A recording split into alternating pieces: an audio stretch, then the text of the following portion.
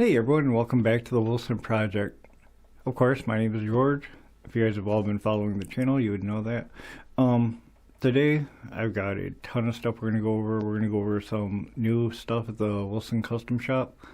We're also going to go over some products I bought to build my guitars with, and do like a slight review and/or warning, I guess. I got one product that I had to highly modify in order to make it work, but it does work now for me.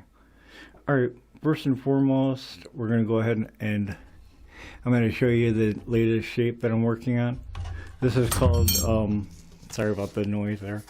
This one's called the Legacy shape, and this is actually, if you can see it, without the mic being in the way, the horns on it. And this in here is actually, I'm designing this one to be a one pickup with a Floyd. Of course, you can get it with multiple pickups and multiple control configurations, but my wife thinks these should be a little bit deeper, which I may go a little bit more radical with, just to give it a little bit more of a difference, or make it look a little bit more aggressive, being that it's supposed to be like a legacy of like a shred style guitar, you know, hence Legacy. Another one on that you guys probably haven't seen in a minute is the Venus. I'm gonna have some serious dust noise here in a second. Alright, didn't thud too bad. We got this is a 5-piece neck. This is mahogany and maple with a rosewood fretboard with lumile dots. As you can see, the front and back fits nicely into the Venus body. The headstock will be painted silver to match the body of the Venus as well. And this is coming along nicely. I got a fret file I'll be showing you in a second that I've used to clean up the fretwork on it. Alright, thirdly is the actual Venus itself. This is what it looks like now. As you guys see, it's coming along nicely. This is the back of it, around the edges.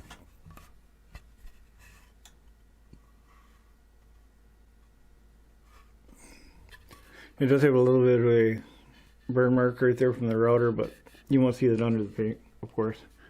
If it was a clear finish, I'd have to rework that a little bit more, but it's going to be, this in here is specifically going to be painted anyway. This is a poplar body, poplar wood. Alright, we'll go ahead and move on from there. Like I said, this in here, the only thing I have left to do on this is pop a control cavity in here, which I've got to design yet. We're going to do a control cavity here. This will be a single volume, single pickup.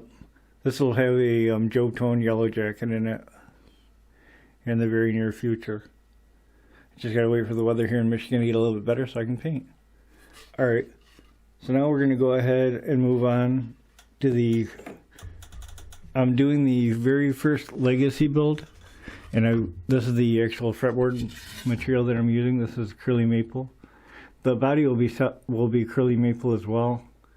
I got like a couple of pieces I'm getting ready to book match, and then we'll have like the back will be curly maple as well. It'll probably be a 4-piece body, but this is the fretboard for it, which is curly maple as well. And now we're going to go ahead.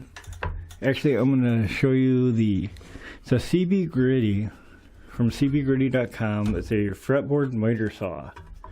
This was advertised on eBay. I'll put a link in case you guys are curious about it in the description. I had to modify this though.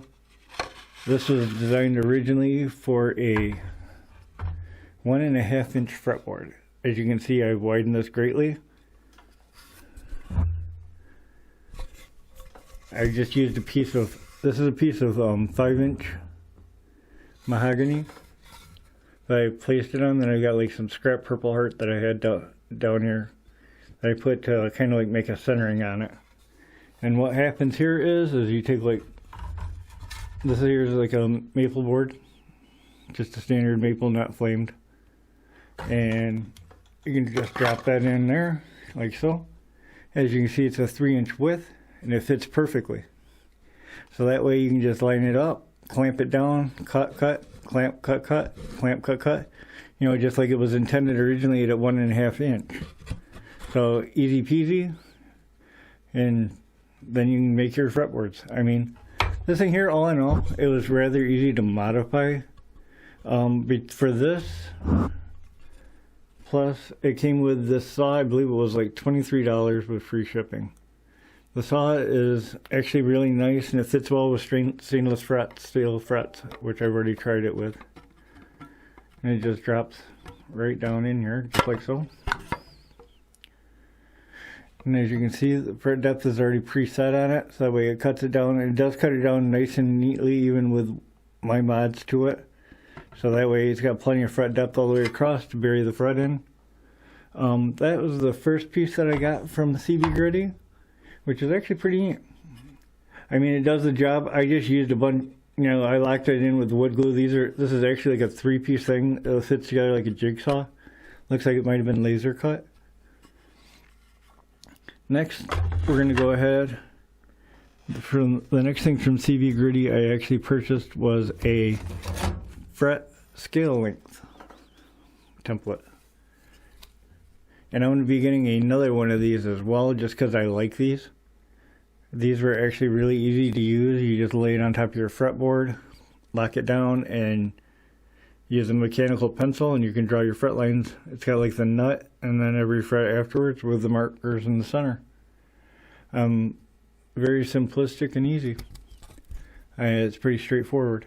Thickness on this thing is about 1/8 of an inch, which makes it a little bit flimsy, so if you're not careful with it, you could probably snap it. But other than that, this thing is actually not bad, and it does the job. This in here is a 24 3/4. I'm going to get a 25 1/2 as well. The next set that I got from eBay that we're going to go ahead and talk about here is I got this fret rocker and fretboard straightener check gauge. And both of these I got off of eBay. I think I paid a whole $13 for them. But they're actually thick and straight. I couldn't believe how nice these were. Considering I think you'd pay like 50 or 60 bucks or something like this on StewMac. Straight as it'll get out.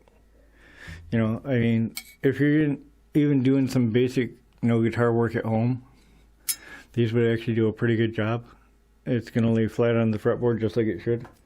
I mean, just to give you an example here, basically to use something like this, you just take it, you put it just like this.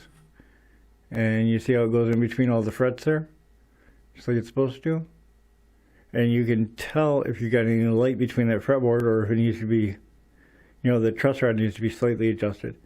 And guess what? It's pretty good. Without adjustment. Not bad for one of my first necks. Like I said though, I mean the fret rocker, obviously if anyone's touched one of these, you just use it to measure the frets, see if one's higher than the others, and it'll rock back and forth if it is, and you can adjust accordingly. Alright, and last but not least, we're going to go ahead and go over the file here. I got from a little shop here in Michigan. This is just a small file here, and it works really good with stainless steel frets. This was a $16 file on eBay. I'll put a link in the description below for you guys. But this in here actually is really nice. It works pretty dang good.